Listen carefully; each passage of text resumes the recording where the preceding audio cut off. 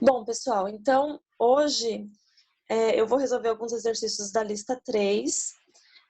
Eu preparei para resolver para vocês do 1 até o 9 e depois eu pulo lá para o 21, porque um aluno me pediu para resolver o 21. Eu ia deixar para quinta-feira, mas como já está feito, acho que eu já vou tentar fazer hoje mesmo com vocês, tá? Tem uma pergunta aí da Bruna sobre as aulas gravadas. Gente, eu estou colocando tudo num link do YouTube e eu posso mandar de novo para vocês, mas eu fiz uma playlist lá no YouTube onde tem todas as últimas aulas que eu fiz e gravei, tá bom? Depois eu posso mandar de novo para vocês e essa vai para lá também. Deixa eu só ver se está gravando, se está realmente gravando. Acho que está sim. Tá. Então vamos lá, vamos começar a fazer os exercícios porque tem bastante coisa, senão não vai dar tempo, tá bom? O primeiro exercício é esse exercício número 1, e ele fala o seguinte: os corpos estão ligados por barras muito leves, cujos momentos de inércia podem ser desprezados. O sistema gira em torno do eixo Y com velocidade angular ômega igual a 2 radianos por segundo. Aí ele tem 3 itens aí. No item A, ele fala o seguinte: considere que no instante t igual a 0, os corpos estejam nas posições indicadas na figura. Determine o vetor velocidade de cada partícula usando o produto vetorial V igual a ômega, vetor R. Então, aqui é um produto vetorial. No item B, use a velocidade escalar de cada corpo para calcular a energia cinética do sistema. E no item C, determine o momento de inércia do sistema em torno do eixo Y e calcule a energia cinética do sistema utilizando a relação que E é igual a I ômega ao quadrado sobre 2. Bom, então, vamos lá para a resolução. Bom, então eu reproduzi aqui o desenho, né? Você tem aí 4 corpos que estão girando em torno desse eixo Y. Só pegar aqui um lápis para ir grifando. E eles estão girando em torno desse eixo Y com uma velocidade angular ômega igual a 2 radianos por segundo. Então, o item A mesmo fala, calcule V dado essa expressão aqui. Então, V igual a ômega, vetor R. Como é que eu calculo isso? Bom, primeiro, quem é ômega? Ômega está na direção Y, então a gente pode escrever ele de forma vetorial dessa forma, ele é 2 na direção K. E a velocidade, a gente vai calcular utilizando o valor de R. Então, por exemplo, para o corpo 1, eu chamei esse aqui de 1, tá bom? Eu coloquei aqui uns numerozinhos, então esse aqui é o meu corpo 1. Ele está na posição 0,2 metros, aqui está em centímetros, eu já transformei para metros, então ele está na posição 0,2 metros. Então, a velocidade do corpo 1 vai ser esse ômega, isso aqui é ômega, vetor, posição. Como que você faz essa conta? Como que você calcula, né? O vetor é o produto vetorial dos versores. Bom, então tem um esqueminha que você pode fazer que eu desenhei aqui. Então, toda vez que você faz I vetor J dá o K, e isso é rotativo. Então, se você jogar o K lá para o começo e andar todo mundo para frente, o K vetor I vai dar o J, e aí você faz a mesma coisa, pega esse J, joga lá para frente, então o J vetor K vai dar o I. Então, você pode, sabendo o I vetor J igual a K, você consegue montar essas outras duas linhas aqui. Ah, mas e se for o contrário? K... Então, a gente tem aqui I vetor J da K. E se for J, produto vetorial I? Aí você troca o sinal. Então, foi isso que eu coloquei nessa linha aqui de baixo. Então, você sabendo essa primeira linha, você consegue montar as outras. E sabendo os que dão positivo, você consegue fazer também os que dão negativo. É só saber que você faz I vetor J da K, então o J vetor I vai dar o menos K. E assim por diante. Então, isso aqui a gente vai usar bastante para resolver exercícios. Então, aqui a gente tinha K vetor I. Então, K vetor I dá o J. Então, a velocidade do corpo 1 deu isso aqui, 0,4 J.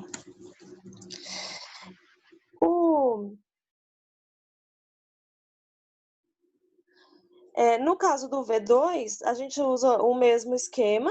Então, a gente tem isso aqui. E no caso do V3 também, a gente utiliza a mesma ideia. Então, vai dar isso aqui. Gente, aqui eu acabei de perceber que o ômega está na direção K, isso aqui é Z, então aqui deveria ser Z, tá? Ou então, que eu desenhei errado. Mas ela está rodando no plano XY, eles estão rodando no plano XY, e o ômega está em torno do Z. Então, aqui, na verdade, deveria ser Z. Bom, desculpa, o desenho da figura também está errado.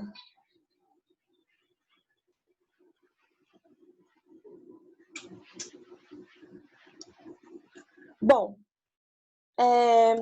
então assim que você encontra as velocidades. Aí já a energia cinética é um meio do somatório de MI e VI ao quadrado. Então você tem lá 4 corpos, basta você escrever essa expressão para cada um deles. Então vai ficar dessa forma aqui, aí você substitui os valores, você chega no 1,12 Joule. Tudo bem até aí? Bom, então, no item C, ele pedia para calcular o momento de inércia do sistema em torno do eixo Y e a energia cinética utilizando aquela relação que E igual a I ômega ao quadrado sobre 2. Então, o momento de inércia, ele é dado por essa expressão, por essa expressãozinha aqui.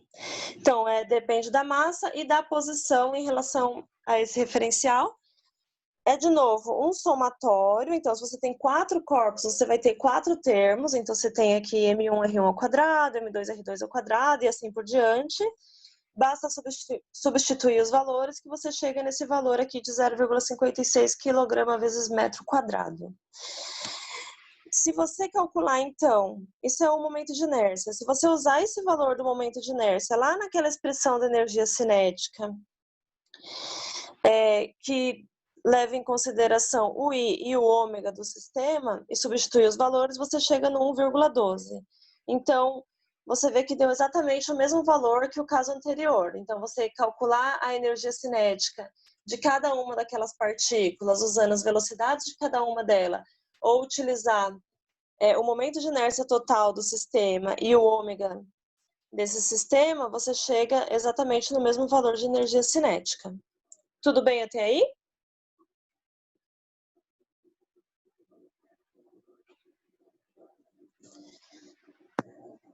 Bom, então eu vou lá para o exercício número 2. Então, deixa eu mostrar para vocês o que...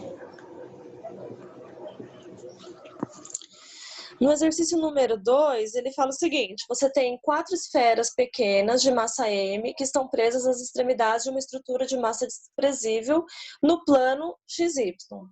Se a rotação do sistema ocorre ao redor do eixo Y, com velocidade angular ômega, encontre o momento de inércia e Y ao redor do eixo Y e a energia cinética rotacional ao redor desse eixo. Aí depois tem um item B. Supondo que o sistema gire no plano XY, ao redor de um eixo passando por O, que agora seria o eixo Z, calcule o momento de inércia ao redor do eixo Z e a energia rotacional ao redor desse eixo. E aí ele faz um desenho aqui. Então, vamos lá. Primeiro, o item A. No item A, você tem eles rodando em torno do eixo Y. Então, você tem aqui esse esqueminha, né? Você tem essas posições que foram dadas no problema aqui, menos A, menos B e B. Quando ele roda em torno do eixo Y, essas duas que estão exatamente em cima de Y, elas não estão rodando, né? Então, o momento de inércia em relação ao eixo Y, você poderia até calcular como a soma dos 4 corpos, mas essas que estão posicionadas no menos B e mais B, o R delas vai ser 0. Então, a distância em relação a esse eixo Y é 0. Então, o termo delas some e as únicas que aparecem são são essas duas aqui, né? Que estão nos pontos menos A e A. Então, aparece esse termo e esse termo aqui. Então, o que a gente tem? O momento de inércia é sempre a massa vezes essa distância que está em relação a esse eixo ao quadrado. Então, aqui você tem MA ao quadrado e aqui tem o M menos A ao quadrado. E isso aqui, na verdade, o menos tá dentro também do quadrado, tá, gente? Seria como se o 2 estivesse aqui. Então, o menos vai sumir e fica 2ma². Então, a energia cinética, de novo, ela é dada por essa expressão aqui, 1/2 de ω². A gente acabou de calcular o I, a gente tem o ômega, então basta substituir aqui. Aí vai ficar essa expressão aqui, o ômega dado. Já no item B, a gente tem que supor que o sistema gire em torno de um eixo Z saindo aqui desse centro. Então, agora você vai ter os 4 corpos contribuindo para o momento de inércia. Então, vai aparecer de novo aqui ma², ma², mb², mb². De novo, esse quadrado aqui, ele tá fora, então vai cancelar esse menos que aparece aqui. Então, no fim, você vai ter 2ma² mais 2mb². Então, deu isso aqui. Esse é o momento de inércia. Aí, a energia cinética, de novo, é 1/2 de ω². Vejam que isso aqui é como se fosse 1/2 de mv². Mas como você tem aí uma rotação, o m ele virou um i e o v virou um ômega. Então, você lembrando que a energia cinética é 1/2 de mv², você lembra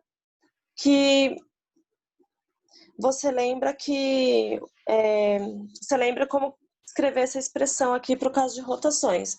Tem uma pergunta da Sara, o I da esfera não seria 2mr² sobre 2? Então, aqui a gente tem, vamos ver o que o enunciado fala exatamente. Então, aqui ele não fala nada do raio da esfera nesse exercício.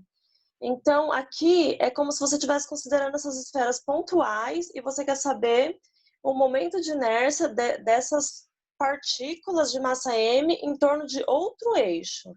Isso que você está falando do momento de inércia da esfera ser 2/5 de mr² é uma rotação da esfera em torno de um eixo que passa pelo centro de massa dela.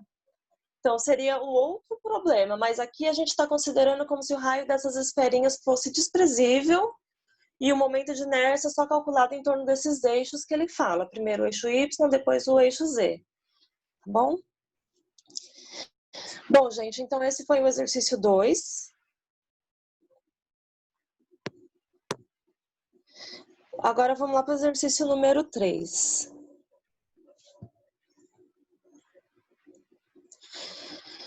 O exercício número 3 diz o seguinte: uma barra fina com uma distribuição de massa uniforme tem massa m e comprimento L. Calcule o momento de inércia em relação a um eixo que passa pelo centro da barra, usando o teorema dos eixos paralelos, determine o momento de inércia em relação ao eixo Z'. Aqui na figura, no enunciado ele fala Z, mas na figura ele colocou Y. Então, aqui, para resolver, eu chamei todo mundo de Y, igual tá na figura, tá? Então, a gente está considerando que ele tem aí que o centro de massa está em Y e que a gente vai calcular o momento de inércia em relação a esse Y'. Bom, para resolver esse tipo de exercício, você tem que escrever que a densidade dele ela é constante. Então, ele fala, tem uma distribuição de massa uniforme, significa que um lambda, né, uma densidade ali dessa distribuição de massa, ela é constante. Então, a gente pode falar que a massa dividido por L é um lambda, que é uma constante. Então, o que a gente tem? Primeiro, a gente acabou de ver nos exercícios anteriores que o momento de inércia é mRI². mRI² somando para todas as partículas. Para passar isso para um caso contínuo, antes a gente tinha bolinhas, agora a gente tem um objeto contínuo. Para calcular isso para um objeto contínuo, a gente vai para uma integral. Lembra que a integral ela nada mais é do que uma soma em pedacinhos infinitesimais. Então, o momento de inércia é a integral de R² dm. Então, você vai pegar pedacinhos de massa bem pequenininho. E a gente vai usar essa informação do lambda. O lambda ele é m por L. Então, um pedacinho, se você pegar a barra toda, o lambda é m por L. Mas se você pegar um pedacinho bem pequenininho aqui da barra, a densidade também tem que ser constante. Então, se você vai pegar aqui um dmzinho e um dlzinho, isso também, se você fizer a razão entre eles, também tem que ser lambda. Então, lambda também pode ser escrito como dm por dl. Então, fica dessa forma aqui. Então, a gente consegue substituir lá no nosso integral esse dm por lambda dl. Então, apareceu aqui. E o r quadrado já estava lá. Lambda é uma constante, pode sair da integral. Então, o momento de inércia ele vai ser dado pela integral de r quadrado dl multiplicado por esse lambda. Só que aqui a gente tem, na verdade, o nosso r está só na direção x, e o dl, então, é um dx. Então, eu só arrumei as variáveis aqui para o que a gente tem no nosso problema. Então, o que a gente tem no fim? Que o i é a integral de x quadrado dx. Então, no lugar de r eu coloquei x, no lugar de dl, dx. E o centro de massa, ele está passando aqui, né? Então, eu estou calculando as coisas em relação a esse eixo. Então, eu tenho que fazer a minha integral de menos L sobre 2 até L sobre 2. Porque esse aqui é o meu eixo. Então, esse é o meu referencial. Então, fazendo essa integral, a gente já viu que a integral de x quadrado dx é x ao cubo sobre 3. Então, apareceu isso aqui. E aí a gente faz nos extremos, de menos L sobre 2 até L sobre 2. Então, basta substituir lá no lugar de x, L sobre 2 e depois o menos L sobre 2. Fazendo as continhas, você vai chegar nisso aqui. Então, o que a gente tem? Só simplificando, a gente chegou nessa expressão aqui, que o i é lambda, L é o cubo sobre 12. Mas quem é lambda? Lambda é m sobre L. Então, você substituindo isso, você chega nesse valor aqui para o momento de inércia. Bom, então essa era uma das perguntas, né? Calcule o momento de inércia em relação ao eixo que passa pelo centro da barra. Agora tem uma outra pergunta, que é, usando o teorema dos eixos paralelos, determine o momento de inércia em relação ao eixo y'. Bom, então, como é que é o teorema dos eixos paralelos? Se você pegar qualquer eixo que é paralelo ao eixo que passa pelo centro de massa, basta você saber a distância entre esses eixos que você consegue calcular o momento de inércia em relação a esse outro eixo. Então, a gente tem que o i em relação ao eixo y' vai ser o i do centro de massa, que é o que a gente já sabe, mais esse termo aqui, md quadrado. Esse é o teorema dos eixos paralelos. E esse d quadrado é a distância que a gente tem entre os eixos. Então, a distância que a gente tem entre os eixos é L sobre 2. Então, aparece aqui no lugar desse D. E basta fazer as continhas que a gente chega nesse valor aqui, ml quadrado sobre 3. A gente também poderia calcular pela integral esse momento de inércia, sem utilizar esse teorema dos eixos paralelos. E o que mudaria é que naquela integral que a gente tinha anteriormente, que a gente fez de menos L sobre 2 a L sobre 2, porque o eixo estava no centro da barra, a gente teria que mudar os limites para de 0 a L, colocando o eixo lá no início da barra. Então, eu fiz aqui só para mostrar para vocês como seria sem utilizar o teorema dos eixos paralelos. Então, você faria a mesma ideia, colocaria quanto que vale o lambda, e você chegaria na integral de x quadrado dx, mas agora você faz de 0 a L, já que seu eixo está ali no início da barra. E fazendo dessa forma, você chega exatamente no mesmo resultado. Tudo bem até aí? Alguém tem alguma dúvida?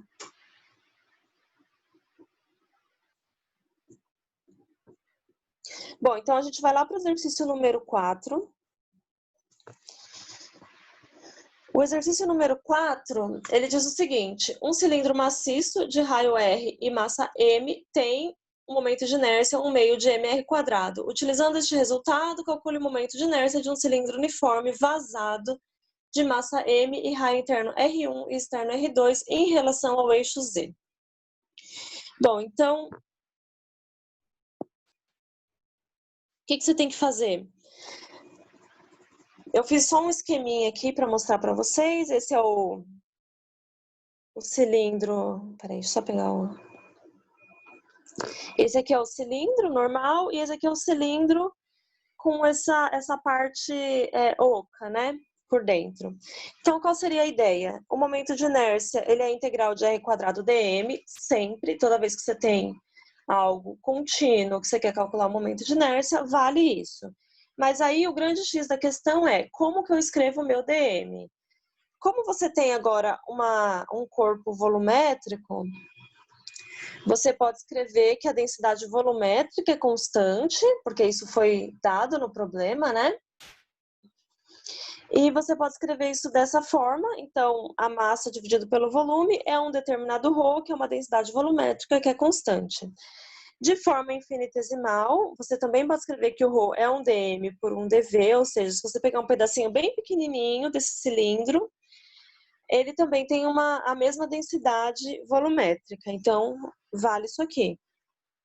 Aí você vai lá na sua integral e você substitui o dm por esse ρ dv. Então, veio daqui, né? O dm vai ser ρ dv. Então, você pode substituir isso lá. Só que o dv, no caso de um cilindro, é um LdA, que é a área em xy, e essa área é πr², só que um elemento infinitesimal dessa área é como se você derivasse isso aqui. Então, vai cair esse 2, vai ficar 2πr dr. Então, esse é o elemento de área infinitesimal. Aí você pode simplesmente substituir essas coisas lá na integral. Então, você tem o ρ que já estava lá, e você vai ter aqui um LdA, que é o comprimento do cilindro, vezes esse dA, e esse dA é dado por isso aqui. Então, o I pode ser reescrito dessa forma. O ρ, o L e o 2π são todos constantes, você pode tirar da integral e fica só a integral de r³ dr. Então, o I é dado por essa integral de R1 até R2, substituindo tudo, você chega nessa expressão aqui. Só que o ρ, a gente sabe quem é, ele é M por V, então a gente pode substituir ele aqui nesse resultado. Então, fazendo isso, esse é o ρ que aparece lá, e aqui é o que a gente já tinha. Então, você pode também escrever quanto que vale o volume, que é dado por isso aqui, substituir ali na expressão acima, e fazendo diversas simplificações, você chega nessa expressão aqui do I. Então, esse é o momento de inércia para esse cilindro oco, né, de raio indo de R1 até R2. E é interessante porque se você fizer o R1 igual a 0, o R2 igual a R, você tem que voltar naquele valor do momento de inércia de um cilindro completo, né, de 0 a R. Então, se a gente fizer R1 igual a 0 e R2 igual a R, esse termo aqui ele some, né? E aí a gente chega que é mr² sobre 2, conforme a gente já sabe para um cilindro. Se o R1 é diferente de 0, eu vou só simplificar essa expressão aqui. Então, eu só reescrevi ela de forma a cancelar um dos termos. E aí, no fim, sobrou esse resultado aqui. Tudo bem? Então, esse aqui é interessante para vocês saberem como que a gente calcula essas coisas. Mas, na maioria dos exercícios da lista, em geral, o momento de inércia, ele já é dado e você só vai utilizar esses valores, tá bom? Em geral, né? Na maioria dos exercícios da lista. Bom, pessoal, então eu vou para o exercício 5.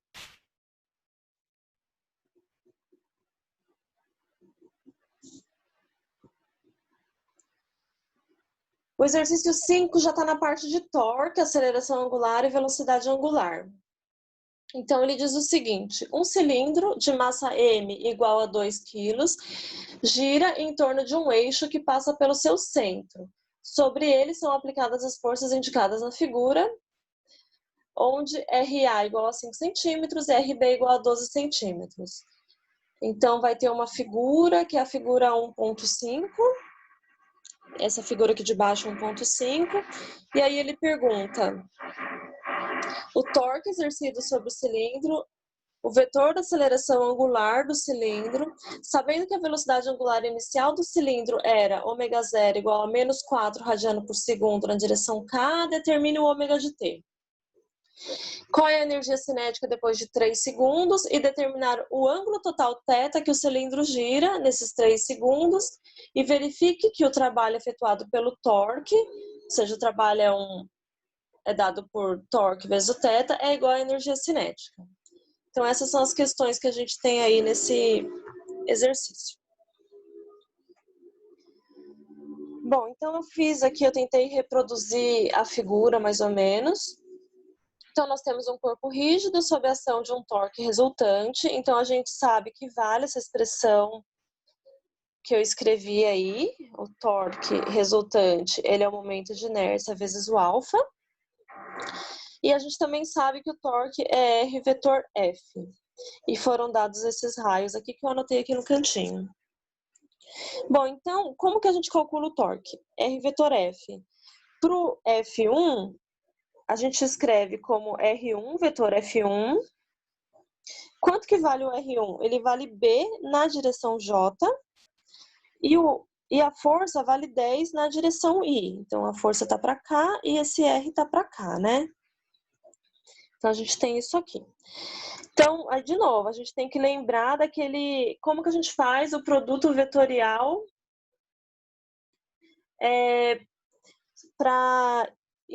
como que a gente faz o produto vetorial entre os versores? Então, a gente tem IJ igual a K, KI igual a J, e JK igual a I. Então, esse esqueminha aqui que a gente usou em exercícios anteriores. Então, a gente vai ter lá essa continha aqui vai dar menos K. Então, só fazendo as continhas, aqui a gente transforma isso aqui para metros, né? Para ter tudo em SI. Então, a gente chega que o torque 1 é menos 1,2 na direção K. A gente também poderia ter adivinhado essa direção utilizando a regra da mão direita. Então, se você sabe onde está o raio e a força, você usa a regra da mão direita para saber que o torque resultante está na direção menos K. Seria até mais fácil.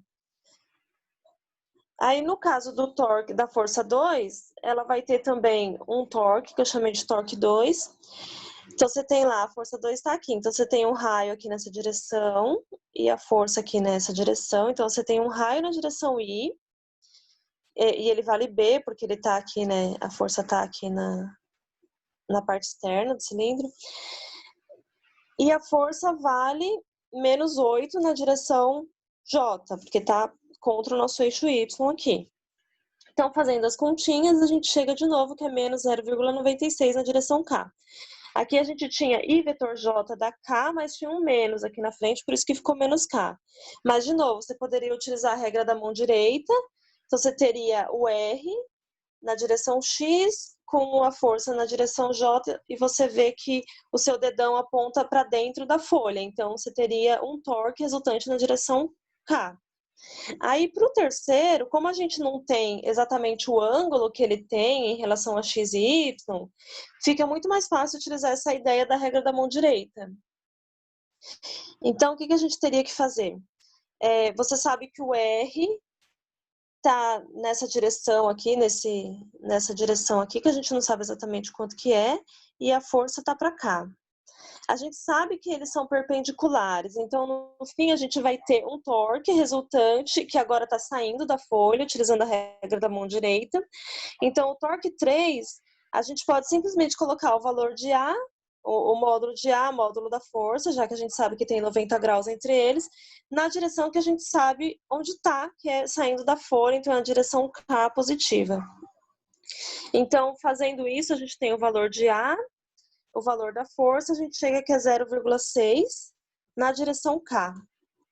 Então, esses são os 3 torques. Então, quanto que é o torque resultante? O torque resultante, ele é dado pela soma dos torques. Então, ele vai ser isso aqui, né? Então, fazendo as continhas, dá menos 1,56 na direção K. E agora a gente quer saber... Essa é a resposta do item A. Lá no item B, a gente quer saber o vetor aceleração do cilindro. Então, o vetor aceleração do cilindro, ele vai ser dado por essa expressão. O torque, ele é I vezes alfa. Então, a gente só isolou o alfa aqui. E o momento de inércia do cilindro é dado por isso aqui, então isso foi dado, né, no problema. Aliás, eu nem... acho que não foi dado, não. Bom, mas enfim, a gente pode usar esse valor que a gente conhece e a gente simplesmente substitui aqui. A gente tem o torque, tem o I. Então, eu calculei aqui numericamente quanto que vale o I para os valores do problema. Então, a aceleração angular deu isso aqui na direção K. Aí aqui eu só reescrevi as unidades para vocês verem que o que sobra é só 1 sobre S quadrado. Então, significa que essa unidade está em radiano por S quadrado, né? Radianos por segundo ao quadrado. No item C, foi perguntado o ômega, dado que o ômega 0 é menos 4 na direção K. Então, a gente sabe que o alfa, ele é d ômega dt. Então, vale essa expressão aqui. A gente tem o alfa, a gente consegue calcular o ômega. Dado isso, a gente consegue escrever o ômega como a integral de alfa dt. Então, vai dar simplesmente a integral de uma constante. Então, vai ser essa constante vezes o tempo. Então, é isso que aparece aqui, a mesma constante vezes o tempo, mais uma constantezinha, que é essa constante, que é o ômega 0 dado no problema. Então, a gente chega nessa expressão para o ômega.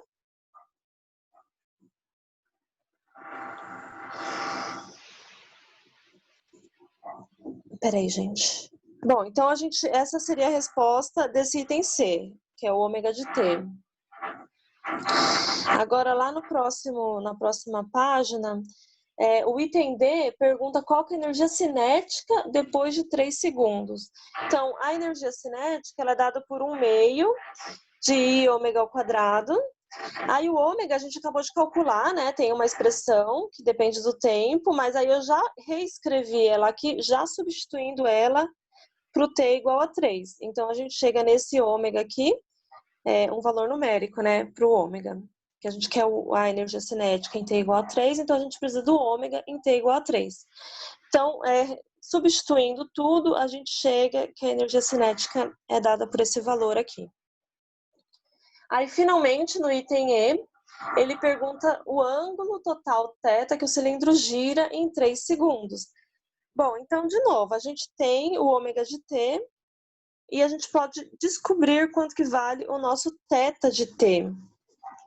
Como a gente tem uma aceleração constante, a gente sabe que a gente teria necessariamente o ômega igual a ômega 0 mais alfa t. E integrando isso, a gente teria a expressão para o θ.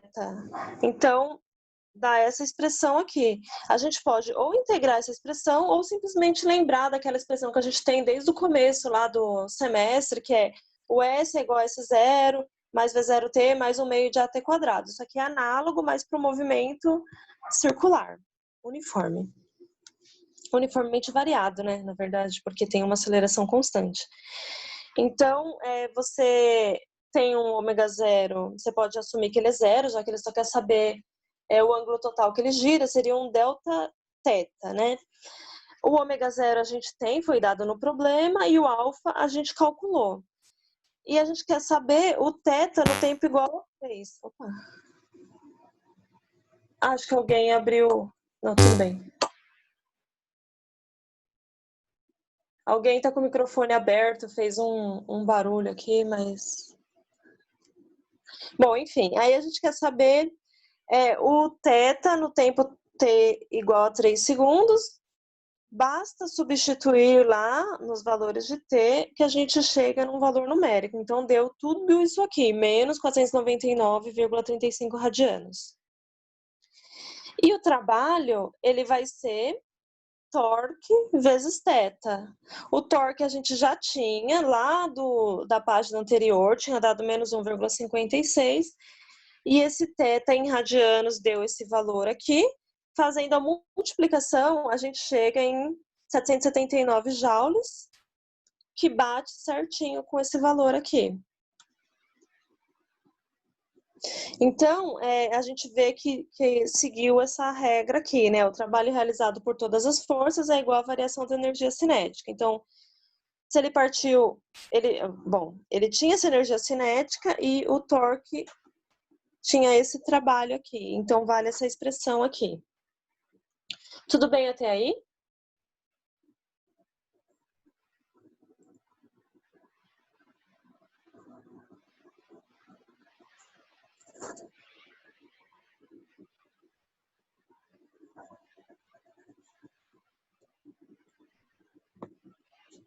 Bom, então eu vou lá para o exercício número 6.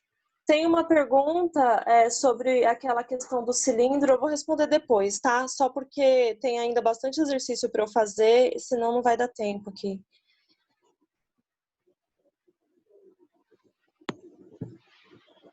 Bom, então no exercício 6, a gente tem o seguinte: um disco uniforme de 100 kg e raio 0,6 metros está sobre uma superfície de gelo lisa. Duas patinadoras gêmeas enrolam cordas em torno do disco no mesmo sentido. Depois, cada qual puxa sua corda e se afasta do disco, exercendo sobre ele forças constantes de 40 e 60 newtons durante 5 segundos. Determine a aceleração, a velocidade e a posição do centro de massa em função do tempo. Aí o item B: quais são a aceleração angular e a velocidade angular em função do tempo? Item C: quantas voltas em torno do seu eixo o cilindro faz durante esse tempo? E o item D: calcule a energia cinética do cilindro quando T é igual a 5 segundos. Então tem essa figurinha aí, essa figura 1.6 das patinadoras puxando essa corda. Bom, então, o que a gente pode fazer? O item A, ele pede aceleração, velocidade e posição do centro de massa em função do tempo. Ele ainda não está pedindo a aceleração angular, ele quer a aceleração linear ali, que a gente vai ter no eixo X. Então, eu desenhei aqui um esqueminha do que está acontecendo. Você tem aí um plano XY, você vai ter uma força F1 na direção negativa de X e uma força F2 na direção positiva de X. Então, você pode, no item A, você pode simplesmente usar que o somatório das forças tem que ser igual a massa vezes a aceleração. Então, você assume que tudo isso está agindo ali no centro de massa, né, do seu cilindro. Na verdade, o problema, ele escreve disco, mas é um cilindro, né, para elas conseguirem enrolar essa corda e puxar. Então, fazendo aí o somatório das forças igual a massa vezes a aceleração, você vai ter F2 positivo menos F1 negativo igual a massa vezes a aceleração. Todos os valores numéricos foram dados, então você consegue calcular o valor de A. E esse A vai ser na direção positiva de I. Então, vetorialmente, o A é igual a 0,2 na direção I. Aí você pode escrever a expressão para velocidade. Então, se a aceleração é constante, você pode escrever que o V é igual a V0 mais AT. Como parte do repouso, V0 é zero. Então, a expressão da velocidade fica dessa forma aqui.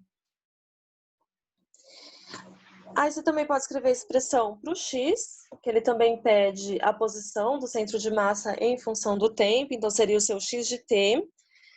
Então, você pode simplesmente utilizar que o x é x0 mais v0t mais 1/2 de at quadrado, se você lembrar disso, ou então você pode integrar essa expressão aqui que vai dar na mesma, já que o movimento ele é uniformemente variado. Então, fazendo isso, a gente chega nessa expressão aqui para o x de t. Se não fosse uma aceleração constante, aí a gente teria que sempre usar a integral, né? Saber que a aceleração é dv dt, a velocidade é dx dt, então você teria que sempre integrar as expressões para obter o v de t e o x de t. Mas como nesse caso a aceleração ela é constante, a gente pode simplesmente lembrar das nossas expressõezinhas, v igual a v0 mais at, x é igual a x0 mais v0t mais 1/2 de at quadrado. Bom, então, em resumo, a gente tem essas expressões aqui para o A, para o V e para o X. Então, esse foi o item A. No item B, ele pergunta a aceleração angular e velocidade angular em função do tempo. Então, agora a gente vai ter que usar o torque. Então, você tem lá, primeiro, o I do cilindro é dado por isso aqui, 1/2 de mr². ele deu uma massa e um raio do cilindro. Então, a gente consegue já calcular quanto que vale esse I do cilindro. A gente tem que calcular quanto que vale o torque dessas forças que estão agindo no cilindro. Então, de novo, o que é o torque? R vetor F. Então, você tem lá essa força F1 agindo aqui, o raio é o raio do cilindro, produto vetorial com a força. Então, você tem lá o raio na direção J, para essa força F1, e a força 40 newtons na direção negativa de X. Então, aparece um menos I aqui. Então, a gente vai ter J vetor I, só que com sinal de menos. Então, isso vai dar K. De novo, tem que lembrar daquele esqueminha de produto vetorial entre os versores. Aí, a gente tem uma força F2, que é dada por isso aqui. Então, qual que é o raio R2? Agora, o raio está aqui para baixo. Então, vai ser menos R na direção J, e agora a força está positiva na direção I. Então, vai dar isso aqui. Fazendo as continhas, substituindo o valor de R, a gente chega que vai dar positivo na direção K. Então, isso aqui é o torque total, é a soma vetorial dos torques de cada força. Então, a gente fazendo as continhas de novo, vai dar 60 na direção K. Então, com isso, a gente consegue obter quanto que vale o alfa, já que a gente tem o torque e a gente tem o momento de inércia do cilindro. Então, eu usei essa expressão e só substituí os valores. Isolei o alfa, então o alfa vai ser o torque dividido pelo momento de inércia do cilindro. Então, a gente chega nisso aqui, 3,33 na direção K. Para descobrir o ômega, de novo, você pode usar que o ômega é igual a ômega zero mais alfa t, porque o alfa é constante. Se o alfa não fosse constante, você teria que fazer uma integral. Então, mas como ele é constante, a gente pode usar isso aqui direto, que é a integral disso, né, essencialmente, e vai dar isso aqui. Então, é uma constante integrada no tempo, vai ser a mesma constante vezes o tempo. E o ômega, a mesma coisa. Você tem lá essa expressão, o θ é a mesma coisa. Você tem essa expressão, θ é igual a θ0 mais ômega 0t mais 1/2 de alfa t quadrado. Você tem o alfa. Esses outros dois, o θ0 e o ômega 0 é zero. Então, você pode simplesmente substituir o alfa ali. E se você não tivesse um alfa constante, você teria que integrar 2 vezes a expressão do alfa para chegar no θ de t. Então, essas são as expressões para o θ e para o ômega. No item C, ele pergunta quantas voltas em torno do eixo o cilindro faz durante esse tempo. Bom, então ele quer saber em 5 segundos, né? Quantas voltas ele vai dar. Então, o que você tem que fazer? Quanto que é o θ após 5 segundos? Porque o θ é esse ângulo que ele rodou ali em radianos. Então, em 5 segundos, ele vai ter andado 41,62 radianos. Quanto que isso equivale em voltas? A gente sabe que uma volta, ela é 2π radianos. Então, x voltas está para 41,62 radianos. Então, aqui você pode usar uma regra de 3, simplesmente, e obter que o x vai ser 6,6 voltas. No item D, ele pergunta a energia cinética do cilindro quando t é igual a 5 segundos. Bom, então agora a gente precisa lembrar de novo da expressão da energia cinética. A energia cinética é 1/2 do momento de inércia, ômega ao quadrado. O ômega, a gente tem uma expressão que depende do tempo, mas ele pediu em t igual a 5 segundos. Então, a gente pode colocar esse t igual a 5 lá na expressão do ômega, você chega no valor numérico para o ômega. Então, você pode simplesmente substituir esses valores. Aqui eram 7. Você pode simplesmente substituir esses valores ali na expressão da energia cinética. Você vai chegar num valor para essa energia cinética. Tudo bem até aí?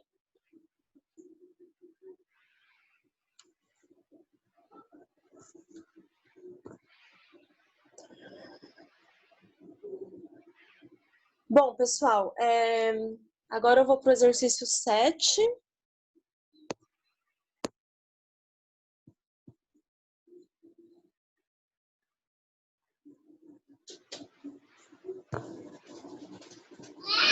Vocês estão aí ainda, pessoal? Todo mundo já dormiu?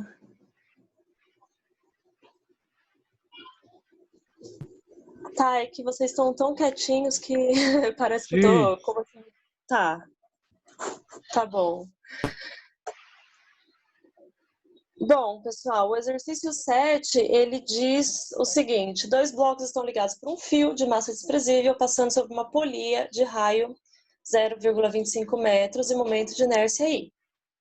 O bloco sobre o plano inclinado sem atrito está subindo com uma aceleração constante de 2 metros por segundo ao quadrado. Item A. Determine T1 e T2 as duas tensões nas duas partes do fio. B. Encontre o momento de inércia da polia. Então, aqui, ó, a gente tem um problema onde a gente não despreza mais a massa e o raio da polia. Então, em geral, os exercícios que a gente fez lá naquela parte de leis de Newton, as polias, elas nunca tinham massa, né? Agora a gente tem uma polia com massa e um dado valor de R, e isso vai afetar os nossos resultados. Então, como que isso afeta os nossos resultados? Primeiro, vamos começar fazendo um diagrama de corpo livre de tudo que a gente tem nessa questão. Então, a gente tem lá, eu reproduzi aí o desenho, né? E fiz aqui os diagramas de corpo livre. Então, no corpo 1, a gente vai ter uma tração 1 e a gente vai ter o peso. São as únicas forças agindo. No corpo 2, a gente vai ter o peso 2 e uma tração 2. Agora, eu não posso mais falar que a tração 1 é igual à tração 2, igual a gente faz quando as polias têm massa desprezível. Então, a gente vai deixar assim, T1, T2. E lá na polia, a gente vai ter essas trações agindo, e isso vai gerar um torque, que é o que vai fazer a polia girar. Então, a gente tem que ter isso em mente. Toda vez que você tem um exercício que a polia não tem massa desprezível, a gente tem que levar isso em consideração nas nossas contas. Então, escrevendo as expressões, a lei de Newton, para o caso da massa M1, o que a gente tem? A tração 1 menos o P1 seno θ, já que esse peso aqui vai ter uma componente aqui nessa direção, né? Então, T1 menos P1 seno θ tem que ser igual a massa vezes a aceleração. Foi dada a aceleração, a gente tem a massa, a gente sabe o seno de 37 graus e a gente sabe o G. Então, com isso, a gente já obtém quanto que vale a tração 1. Para o caso do corpo de massa M2, P2, a gente tem o P2 menos o T2 tem que ser igual a massa vezes a aceleração. Massa do corpo 2 vezes a aceleração. Então, aqui de novo, a gente... como eles estão conectados e tem uma polia apenas passando sobre eles, a aceleração do 1 tem que ser igual à aceleração do 2. Então, a gente substitui o valor de massa e aceleração e G nessa expressão e a gente já obtém o valor de T2. Então, o T2 deu 160 newtons. E agora, o que a gente faz para a parte que a gente tem a polia? Bom, a gente sabe que o T2 e o T1 eles estão exercendo torque na polia. O torque, o somatório dos torques é dado por isso aqui.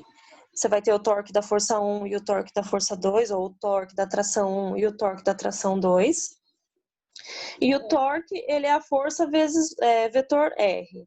Como essa tração ela é sempre perpendicular ao raio, então eu já escrevi direto aqui.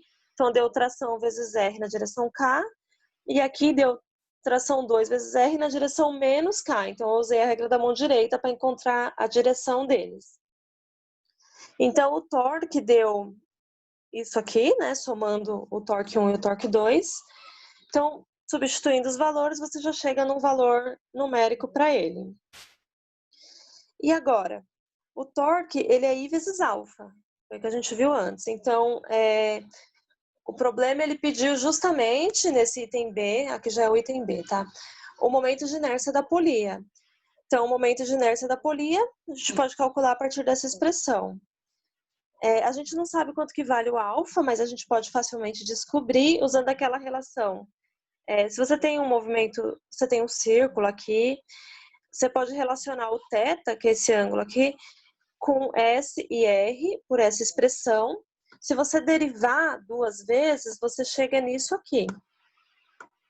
Só que a derivada segunda do θ, ela é uma aceleração angular. E a derivada segunda do S, ela é uma aceleração linear. Então, vale aquela relação, né, que o A é αr, que a gente já tinha visto nas aulas de movimento circular. Então, dado que a gente tem o A e o raio, a gente sabe quanto que vale a aceleração angular. Então, dado a aceleração angular aqui em cima, nessa expressão, a gente consegue obter o momento de inércia, já que a gente já tem o torque. Então, eu só reescrevi a expressão aqui. A gente tem o torque, a gente tem o alfa. Então, a gente consegue calcular o momento de inércia, que deu 1,25 kg/m². Tudo bem até aí? Então, você vê que esse exercício ele é muito interessante, porque você começa tudo igual, né? Com as forças e tal, mas agora você não pode mais fazer que T1 é igual a T2. Você tem que perceber que elas podem ser diferentes por causa dessa polia que tem uma massa. E para trabalhar a parte da polia, a gente sempre vai usar essas expressões do torque, e momento de inércia e o alfa aí do movimento, tudo bem? Bom, pessoal, então agora eu vou para o exercício número 8, que é bem facinho e rapidinho. O exercício número 8 já está lá na parte de momento angular e sua conservação e aplicações. Então, ele fala o seguinte: uma partícula de massa m move-se com velocidade constante em uma trajetória retilínea. Qual é o momento angular dessa partícula em relação ao ponto O e em relação ao ponto O'? Então, você tem aqui um ponto O e um ponto O', e ambos estão a uma distância B ou B' dessa trajetória, né? Formada por essa partícula. Então, como que você faria isso? É muito simples. O que é o momento angular? Ele é dado por essa expressão R vetor P. L é R vetor P. Basta você saber o R e você saber o P. Então, esse vetor aqui, se você já considerar que ele chegou aqui nessa parte, você vai ter esse produto vetorial aqui entre esses dois. De novo, você tem que lembrar daquela regrinha de produto vetorial entre versores. E aí basta escrever o L, ele é um R vetor P. Fazendo aqui o J com I vai dar menos K. E você tem lá o BMV, que foi o que é dado no problema. Isso em relação ao ponto O, que seria esse aqui para baixo, né? Então, você tem essa resposta para o ponto O, e para o ponto O' é a mesma coisa. Você pega o R, vetor P, o P é sempre o mesmo, é mv na direção I, né? P é o momento, mv, massa vezes velocidade. Fazendo isso, você obtém esse valor aqui. Aqui você vai ter o J vetor I, e o J vetor I, ele é menos K, só que você já tinha um menos lá na frente do raio, então ficou positivo.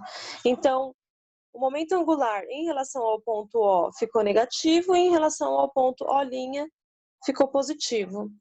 Esse exercício era só isso, era só para vocês verem como calcula esse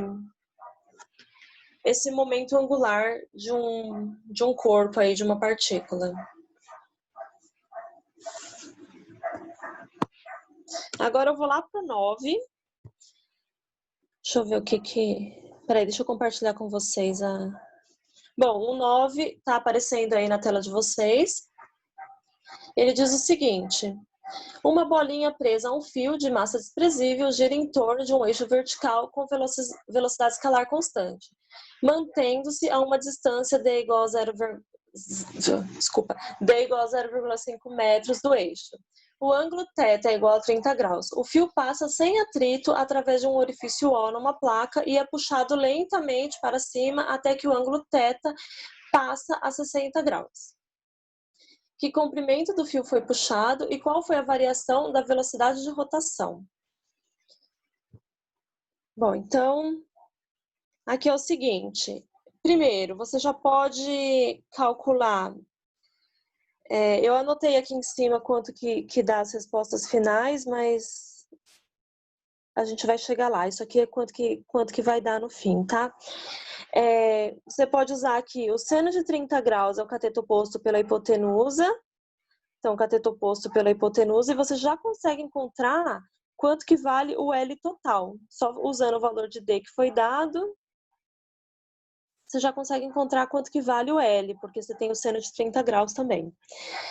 Aí, o que que vai acontecer? Você vai puxar essa corda, ela vai subir aqui um ΔL, e esse ângulo aqui vai aumentar. Então, aqui você vai começar a ter um Dzão, e aqui você vai ter um comprimento que é L menos um ΔL. Mas você pode usar de novo essa expressão e escrever isso aqui. Então, o seno de 60 graus agora é o cateto oposto pela hipotenusa. A hipotenusa agora é L menos um ΔL, que é o que eu quero descobrir. E aí a gente sabe que vale isso aqui. Então, o L menos um ΔL é o D dividido pelo seno de 60 graus. Mas aqui a gente tem duas incógnitas, que é o D e o ΔL. Tudo bem. Então, ali, para esse caso 1, o que a gente tinha? Somatório das forças é igual a massa vezes aceleração centrípeta. Qual que é a força que está fazendo ele girar, né? Qual que é a resultante aí na direção radial? É a componente da... Deixa eu desenhar aqui, né? Você vai ter aqui uma tração, e essa tração, ela vai ter uma componente radial aqui, que é o que vai fazer essa bolinha e esse corpo girar.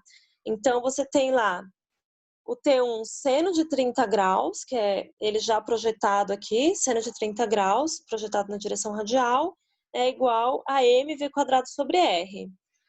Então, você tem essa expressão para x e você vai ter essa expressão aqui em y. Então, em y você vai ter só o peso e a outra componente da tração. Então, o mg vai ser T1 cosseno de 30 graus. Então, a gente guarda essas expressões aí.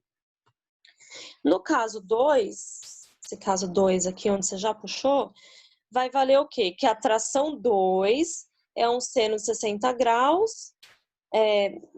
Então, aqui você vai ter uma tração 2, projetada aqui na direção radial, vai dar T2 seno 60 graus. De novo, é igual a massa vezes V² sobre R. Só que agora o V² é uma velocidade final ao quadrado que eu quero descobrir. E o raio agora é esse D maiúsculo que eu escrevi aí. E em Y, a gente vai ter a outra componente da tração e o peso. Então, em Y, a gente tem isso aqui. mg é igual a T2 cosseno 60 graus. E a gente também pode escrever que o momento angular, neste caso, se conserva. Então, o que é o momento angular? É L, que é um R vetor P, que a gente acabou de ver no exercício anterior. Então, no caso 1, vai dar M, o raio é D, né? E você tem a massa e a velocidade inicial. Então, vai dar dmvi na direção K.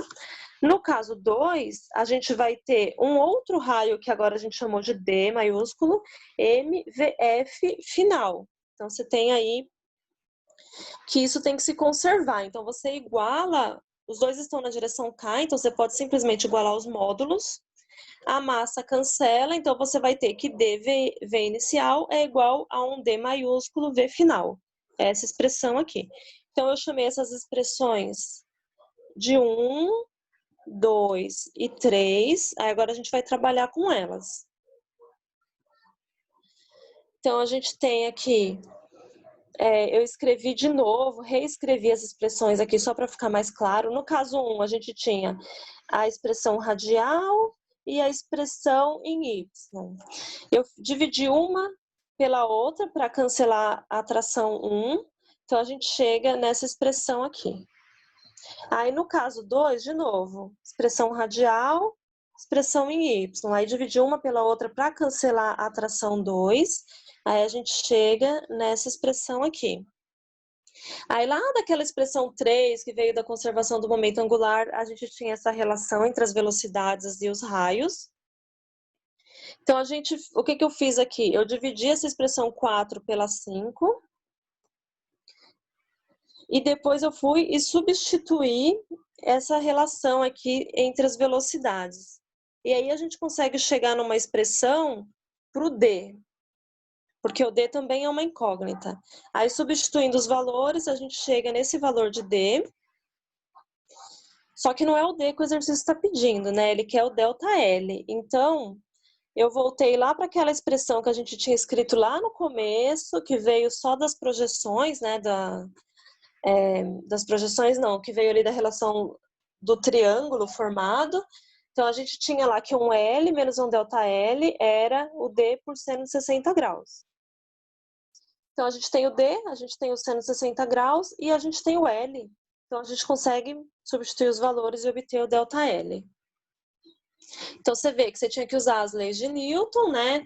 Resultante na direção radial e conservação do momento angular nesse exercício. Então, com isso, a gente descobriu a resposta do item A. Esse é o comprimento que o fio foi puxado, ΔL. Agora, outra parte, o item B da questão pede qual foi a variação da velocidade de rotação. Então, a gente tem lá aquela expressãozinha que eu chamei de 3, né? Que dá essa relação. Agora, a gente tem o D e tem o Dzinho e tem o Dzão. Então, a gente pode encontrar uma relação entre as velocidades e a gente também pode encontrar uma relação entre as velocidades angulares. Então, a gente sabe que V é igual a ômega R. Substituindo tudo, fazendo as modificaçõezinhas, a gente consegue calcular quanto que vale um ômega F por um ômega I, que é dado por isso aqui. A gente tem, de novo, os valores de Dzinho e Dzão. A gente tem essa relação aqui que a gente acabou de encontrar. Substituindo tudo, a gente chega nesse valor aqui de 2,03. Tudo bem até aí? Ah, você quer que volte na última página?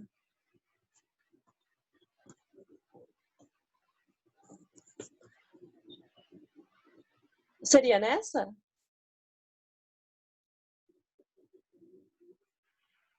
Sim, só para tirar uma foto que eu não consegui acompanhar direito. Tá, mas olha, vocês não precisam tirar foto porque eu sempre passo para vocês depois o PDF. Você não tá recebendo? Não, que eu sou de outra turma. Qual turma que você é? Sou Petróleo de Santos. Ah, tá. Eu vou fazer o seguinte, eu vou passar para a professora Kelly, aí ela passa para vocês esses PDFs. Tá bom, Tá obrigado. bom?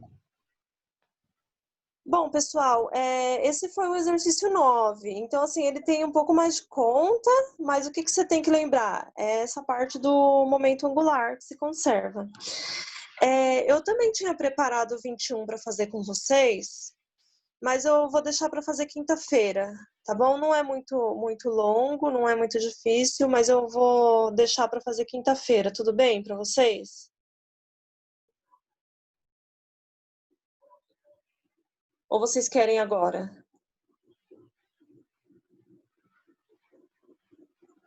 Tá, então eu vou deixar para quinta-feira. Agora teve uma pergunta de alguém sobre, acho que foi da Alexandra, sobre os cilindros, né, para tentar fazer utilizando e subtraindo. Você pode tentar fazer para ver o que daria e o que mudaria. Eu preferi fazer direto pela fórmula, já para mostrar para vocês também como é que você faz um caso geral, mas você pode tentar usar aquele valor para tentar obter o valor do momento de inércia do cilindro oco, tá bom?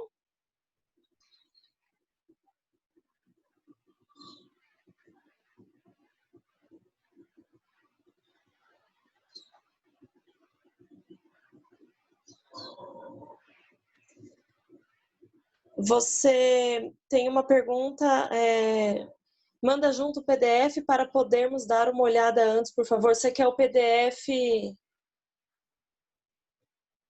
Eu não entendi, Sara.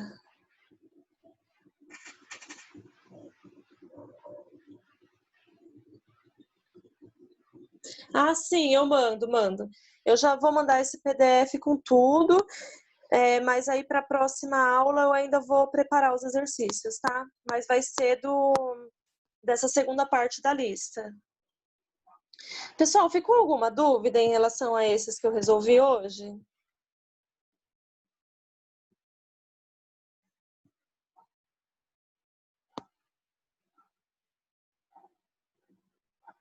Pode falar.